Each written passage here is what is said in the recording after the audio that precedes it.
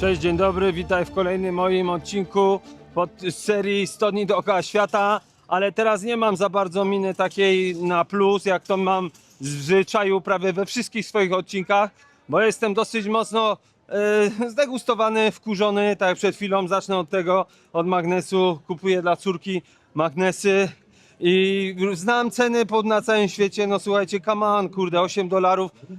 Dwie kobiety stoją, myślą, że no nie da się, że są biedne i w ogóle i nie wiadomo co. Ja wiem, że ma każdy swoją cenę, ale tak się jakoś ustawiły w grupę 8. Wystarczyło 100 metrów głębiej w takie centrum handlowe wejść. Gość bez targowania, no on nie widział tych moich poprzednich cen, $2. Więc tutaj na każdym kroku mam takie poczucie, że każdy chce mnie gdzieś po prostu zrobić bambuko na kasę. Nie wiem, od czego w sumie zacząć. Zacznę może trochę od transportu i powiem jeszcze tak, że pomimo tutaj służb sprzątających i tego wszystkiego jest bardzo brudno. Wszędzie czuć po prostu taki no, mocz, kupa bezdomnych, narkomanów. Ja takich rzeczy jakby nie pokazuję, ale to mi się wrzuca bardzo mocno w oczy, w uszy i w nos. Idę teraz jakimś takim deptakiem głównym, gdzie tu każdy zagaduje, żeby coś tam sprzedać. O, pani z internetem, jeszcze powiem wam ile internet, 30 giga kosztuje 150 zł. Podkreślę jeszcze raz, bo już nadmieniałem to w kilku moich odcinkach, może niezbyt dokładnie, ile tutaj ludzie zarabiają. Jest to $600, tyle mi pani powiedziała. Ja nie przestaję myśleć o cenie, słuchajcie, tej wody. $2, 7 zł za butelkę wody litrową. Come on, tyle co tu Coca-Cola kosztuje. Trzeba uważać, to jest inna sprawa. No ja teraz trochę niebezpiecznie przechodzę, bo jestem taki wzburzony, ale to o tym jak tu jeżdżą to za chwilę powiem. W życiu nie byłem właśnie w takim, byłem w biednych miejscach, w slumsach, w Pakistanie, w Indiach i tak dalej, ale tu jest po prostu jakiś taki ogólny syf. I to nie tylko ja mówię, ale też z kilkoma osobami, z którymi się gdzieś tam kontaktowałem i gadałem w hostelu, że no jedno z takich jakichś najohydniejszych miast, no ja to nazwałem najbrzydsza stolica, w jakiej byłem. Może dużo nie odwiedziłem, ale byłem teraz, to jest mój 60. kraj, 61. Już straciłem trochę rachubę, więc śmiało mogę powiedzieć, że jest to najbrzydsza stolica, w jakiej byłem. Jak będzie okazja, to zaraz wam powiem, ale jak skoro jestem już tak na biegu i trochę się czuję jak na live'ie, pomimo że jest zielone i to jest wyjątek tu za mną, że są w ogóle światła dla pieszych, bo nie ma świateł dla pieszych. Trzeba patrzeć do góry, są jeszcze takie wysokie krawężniki, trzeba patrzeć do góry na światło dla samochodów, czy się zmieniło, czy nie, czy jest zielone, czy czerwone. Może ja tu idę tak za bardzo środkiem, wszyscy się tak wydzierają, to ja jeszcze bardziej się wydzieram, żeby mnie było słychać. Mam nadzieję, że algorytm mnie nie zepchnie przez te prawa autorskie tej muzyki, ale może mi się uda wyciszyć. No i wracając do tego, co mówiłem a propos tych świateł, to jest jedyne takie miejsce, taki deptak, gdzie są światła dla pieszych. Tak to nie ma, trzeba uciekać z drogi. Ja w ogóle w Kostaryce trochę już przeszedłem i drogami takimi no poboczem, tak to powiem. I to zawsze było tak dla mnie się kończyło, że no jakimiś podniesionymi włosami na ręce ze względu na niebezpieczeństwo, które akurat wjechało. Musimy teraz ominąć tą muzykę. Tararara. Zaraz zejdę tu w boczne uliczki, to wam pokażę po prostu. Niby ten kraj stawia na ekologię i na takie zrównoważone jakby no gospodarkę ekologiczną, tak to nazwę w skrócie, ale zupełnie tego nie widać. Jak teraz idę, pełno śmieci rzuconych naokoło i nikt tego w ogóle nie sprząta, mnóstwo budynków rozsypanych. I wiecie co, ale to już pal licho z tymi zewnętrznymi rzeczami, o których tu mówię, o tych zapachach, o tych śmieciach, o tym rozpadających się budynkach i tak dalej, i tak dalej. Teraz przechodzimy przez taki rejon trochę niebezpieczny, ale widzę tam policję, więc jakoś mi się uda może przejść. Jest jeszcze dzień, więc tak to tutaj wygląda, że trzeba czekać na swoją kolej. O, widzicie jak między samochodami i no albo będzie dzwon, albo nie. Ci driverzy w ogóle nie zwracają uwagi na to, ale wracając do tego, co chciałem powiedzieć, chodzi mi o ludzi, słuchajcie. Ludzi, ludzie tutaj, no sorry, że to powiem, no ale powiem, no tak się waham zawsze, bo nie chcę urazić jakby ogółu, bo zdarzyło się kilka razy, powiem odwrotnie, zdarzyło się kilka razy, że ludzie byli uprzejmi, mili, ale to było z daleka od miasta i na wsi. Ja mam taki zawsze test, że idę i uśmiecham się do wielu osób, tak po prostu robię taki teścik w wielu krajach. No jedna osoba na 30 może odpowiada też uśmiechem na mój uśmiech i nie jest to, że tak powiem, jakoś tutaj nastawione, że jestem jakiś anty, bo jestem już tu szósty dzień, siódmy jutro będzie.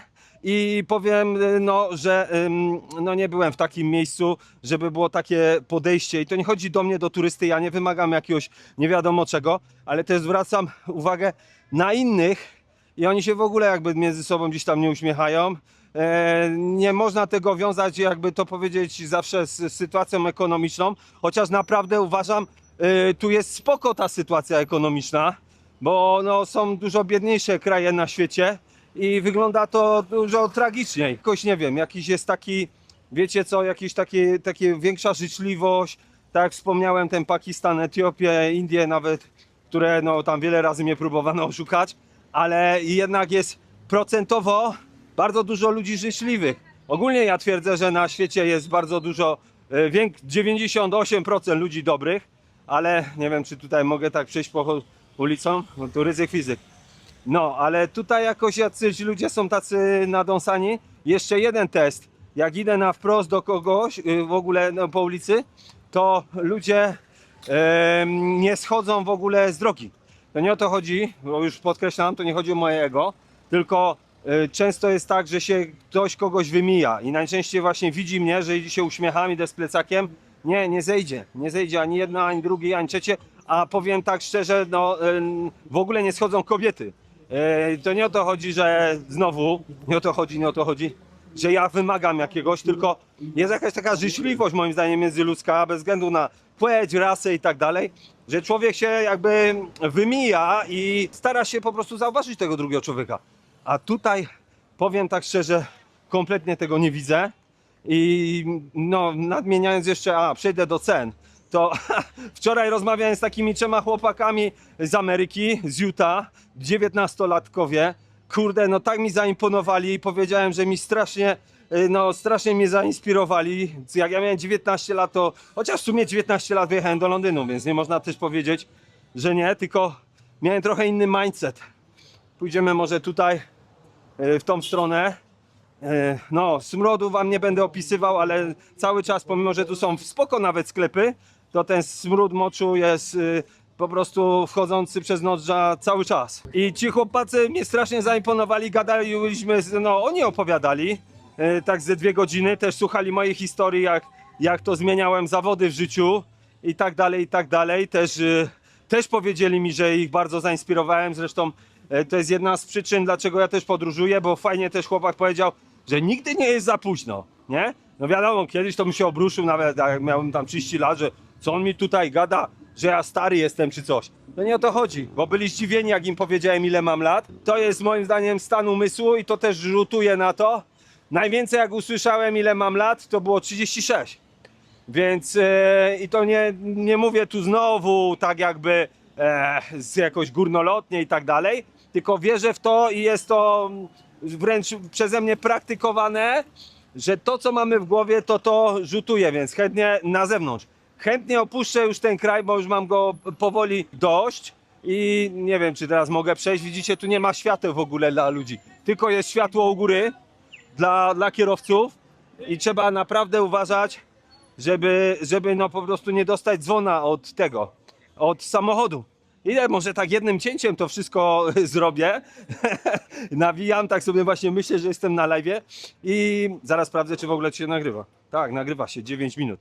Więc ci ludzie mnie jest bardzo, no tak, może nie, że dobili, ale jestem zawiedziony tym podejściem. No niby kraj latynoski, tu muzyka, tu to, tu tamto, ale ja tak naprawdę mówię, jacyś na burmuszeni i nie wiem, z czego po prostu to wynika, bo byłem w wielu już krajach i tych, mówię, bogatszych i biedniejszych i nie spotkałem się z jakimś takim, wiecie co, takim złym vibe'em, takie jakieś są wibracje tu słabe, a ten kraj, chciałem przypomnieć, był nazywany Szwajcarią Ameryki Środkowej. Mogę powiedzieć, że szwajcarskie to nie mają ceny, to na pewno.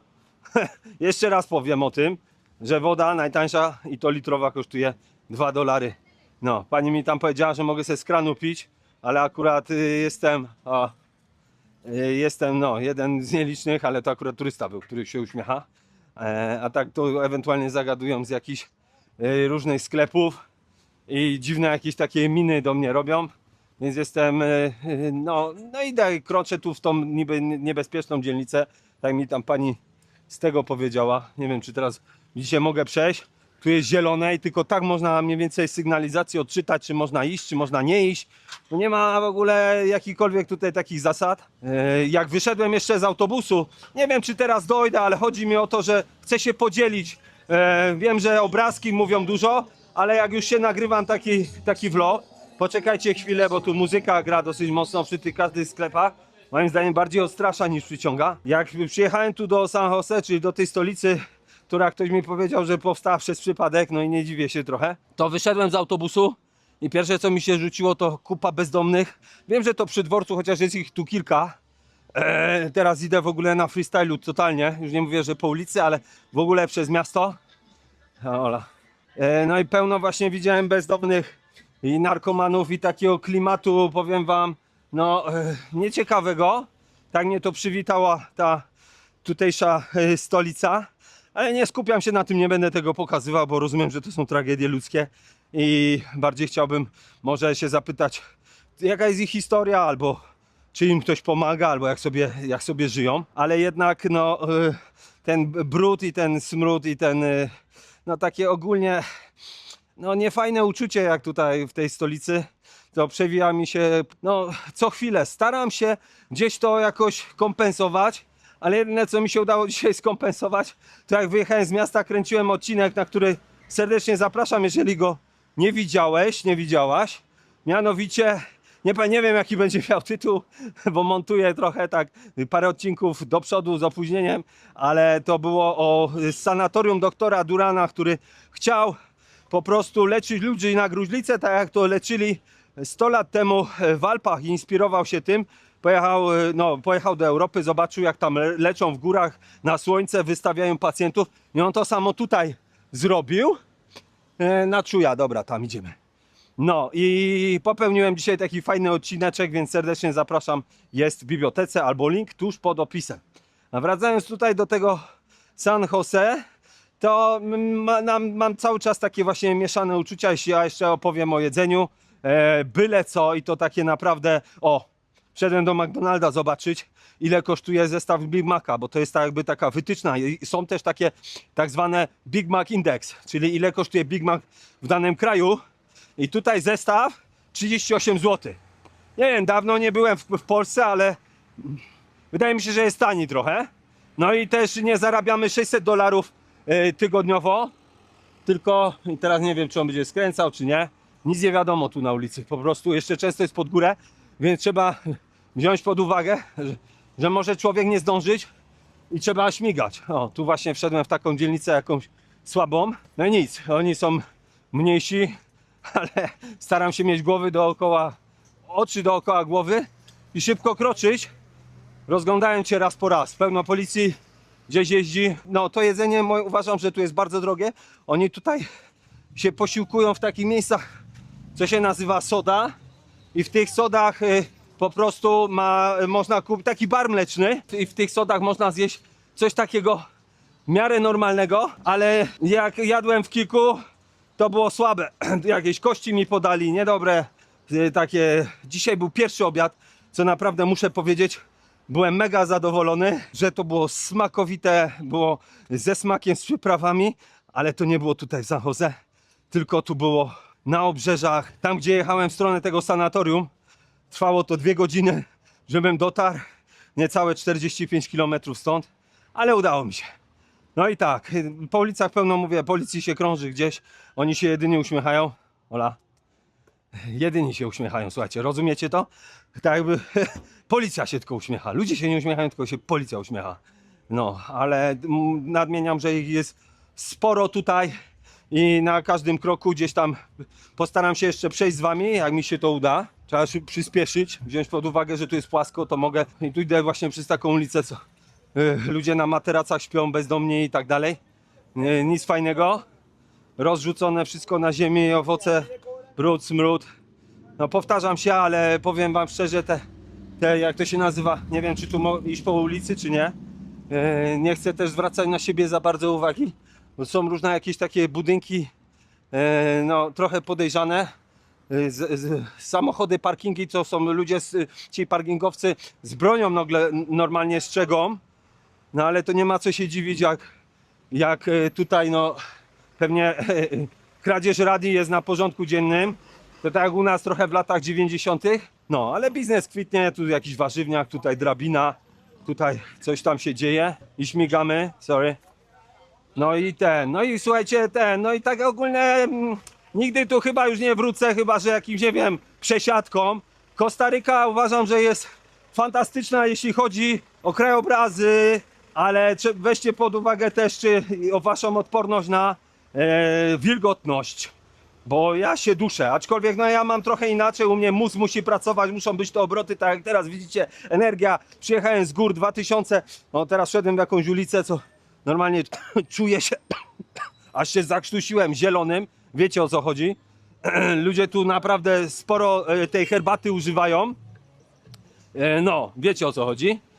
I to po prostu jest czasem to powietrze tak zakurzone, że tak jak teraz szedłem, to się zastanawiam w ogóle, czy tu tlen jest jakiś w powietrzu, czy tylko po prostu samo zielone. Pełno różnej ochrony. Dobra. Nie wiem, czy on tam do mnie gadał, czy nie. Wszyscy tu chyba dookoła, nie wiem, gdzieś tam palą, są różne jakieś te no, sklepy z droższymi zegarkami. Tutaj $500, ludzie nie chcą być nagrywani, pomimo, że są fajnie ubrani. O, tu są jakiś pierwszy jeden komis. O, tam gdzie komisy uważam, to ludzie biorą mi po prostu oddają do komisu. Nie wiem, w którą stronę mam iść, idziemy tu, ciśniemy, pełno jest jakichś ludzi takich no podejrzanych, ale nic, ryzyk fizyk, mam jeszcze ten swój telefon normalny mam w kieszeni, a ja mam ten drugi zapasowy. No ale to chyba wszystko wam w tym odcinku już przedstawiłem. Powiem tak, że no, zastanówcie się grubo i uważam, że tu jest zupełnie brak sensu jakiegokolwiek, nie sądziłem, że to powiem. Przyjeżdżać tutaj akurat do stolicy. Gdzieś tam na obrzeżach zwiedzajcie, plaże fantastyczne, no słuchajcie, no fajne historie mam też o kamiennych kulach, które nie wiadomo skąd się tu, znaczy wiadomo, możecie oglądać w moim odcinku. Niesamowita, najpiękniejsza plaża, na jakiej byłem w Łuwicie. To po prostu rozwaliło mi wszystkie zwoje mózgowe, jak tam tego doświadczyłem. No i teraz trzeba szybko przebiec, bo ci jadą i wziąć pod uwagę że auta w tą stronę jadą. Same drogi jednokierunkowe, więc tak to tutaj wygląda. Nie wiem, czy to chłop za mną biegł, czy nie, ale trzeba się oglądać zawsze z lewej, z prawej, bo tu na motocyklach jadą. No i tyle, i kończę chyba ten odcinek. Do zobaczenia, mam nadzieję, że to jakoś pomocne, ale generalnie ja już tu nigdy nie przyjadę. Więc chyba jedyny odcinek, w którym się w ogóle nie uśmiechnąłem, ale uśmiechnę się na koniec. Cześć, do zobaczenia w następnym odcinku. Hej!